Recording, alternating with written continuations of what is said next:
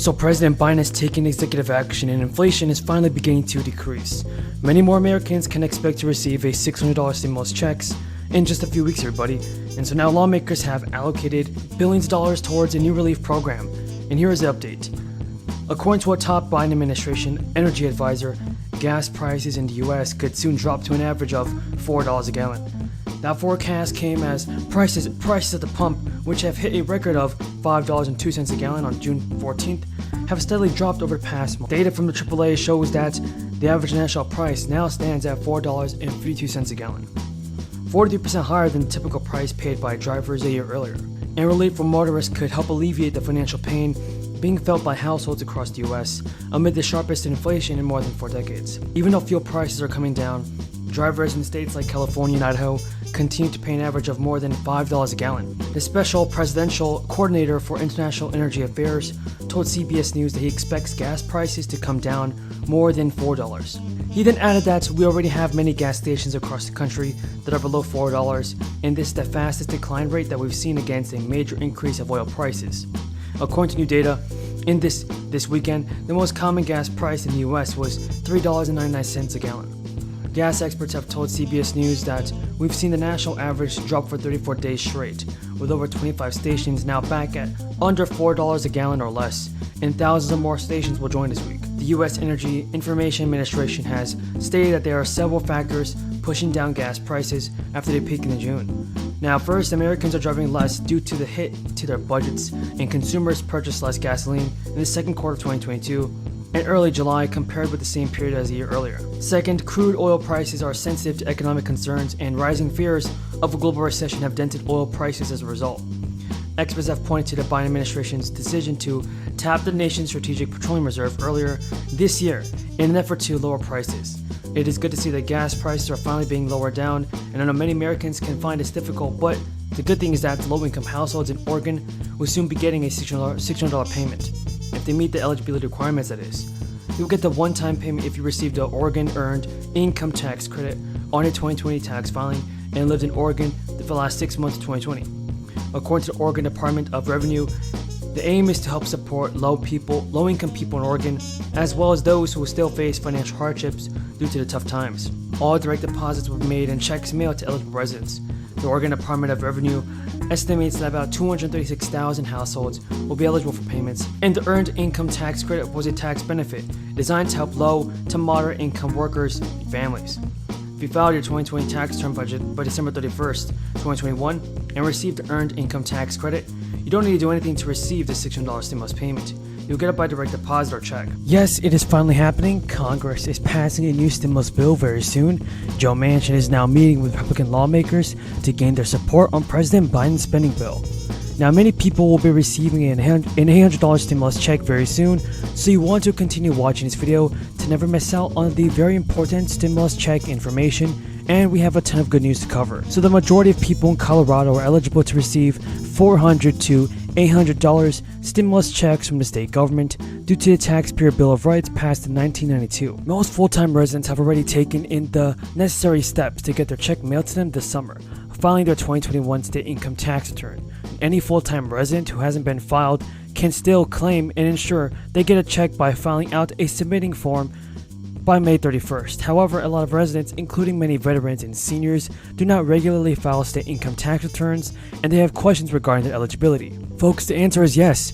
You are still eligible to receive the $400 check for single filers and $800 for joint filers if you are a full-time resident. According to Colorado Governor Jared Polis, there are additional benefits to filing state and federal income tax returns, even if the taxpayer owes little to nothing.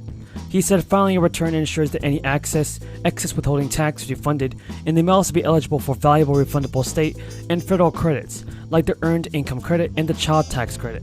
This is the same requirement for people in Colorado who claim and receive payments for the 6-tier flat sales tax refund mechanism that would normally refund the money at filing time next year. All eyes are on Joe Manchin as he moves forward with negotiations on President Biden's Build Back Better bill.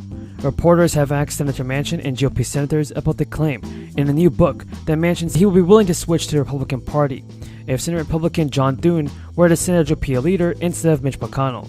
Manchin told reporters today that Republican colleagues frequently ask him about switching parties and that he never seriously considered leaving the party.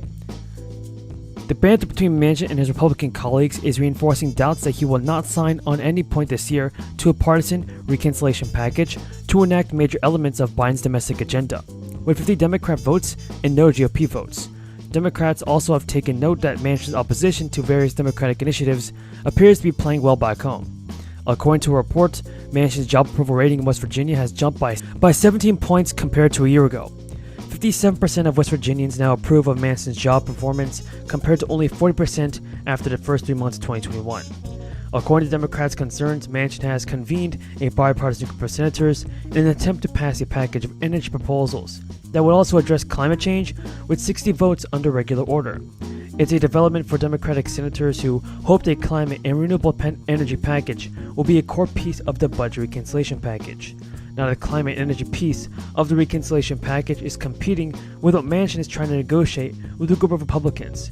Senate Democrat Mark Kelly, who attended the first meeting hosted by Manchin on energy and climate proposals, told reporters that there is a lot of overlap with what's been discussed for inclusion in the reconciliation package. Administrator Guzman, I will begin by recognizing myself for 5 minutes. Ms. Guzman, access to capital, as you know, is critical to small businesses, and the SBA loan programs have had a banner year. How will you continue this success and also expand to employee-owned businesses and cooperatives as mandated by statute? Our capital access team is positioning, and our whole agency is positioning to make sure that we can serve not only those new 5.4 million entrepreneurs, but all of our firms across the country. And we know that access to capital remains a really important issue for so many of them to overcome.